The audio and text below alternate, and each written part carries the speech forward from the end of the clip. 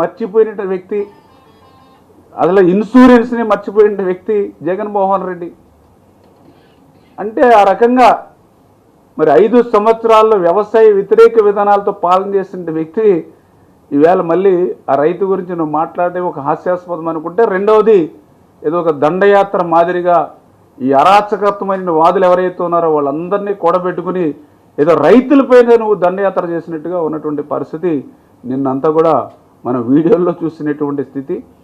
మరి ఒక పక్క కష్టాల మధ్య, ఇబ్బందుల మధ్య మరి ఏదైనా ఈవేళ మిరప రైతుకి కానివ్వండి, లేదా ఉల్లి రైతుకి కానివ్వండి, లేదంటే టమాటా రైతుకి కానివ్వండి, ఎక్కడ ఏ ఇబ్బంది వచ్చినా ఈవేళ పనిచేసే వ్యక్తి ముఖ్యమంత్రి గారు ఉన్నారు, చంద్రబాబు నాయుడు గారు.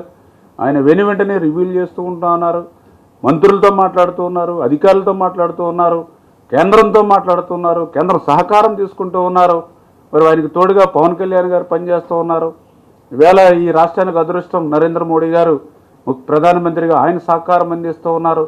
అంటే నువ్వు చేసినటువంటి విధ్వంసానికి ఈవేళ రాష్ట్రం బలైపోయినటువంటి స్థితిలో మళ్ళీ ఇంతమంది మేధావులు కష్టపడి పనిచేసుకుని ఒక్కొక్కటి మేము గాడిలో పెట్టి వెళ్తూ ఉంటే మళ్ళీ రాష్ట్రాన్ని నువ్వు మళ్ళీ ఇంకా వెనక్కి తీసుకుపోవాలనే నీ అరాచకత్వంతో ఈరోజు ప్రతిపక్షంగా నువ్వు పనిచేయడం కూడా చాలా దురదృష్టకరమైన విషయం అని చెప్పి కూడా మరి ఈ సందర్భంగా మీ ద్వారా కూడా తెలియజేసుకుంటూ, అందుకే ఈరోజు ప్రజలందరూ కూడా గమనించాలి.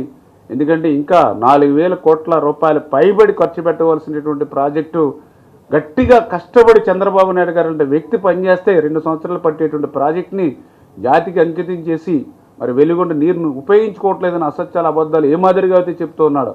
ఎందుకంటే నేను మళ్ళీ క్లియర్గా చెప్తూ ఉన్నా, నేను చెప్పిన దాంట్లో ఏ మాత్రం అబద్ధం ఉన్నా అసత్యం ఉన్నా నన్ను ప్రశ్నించవచ్చు జగన్మోహన్ రెడ్డి గారు.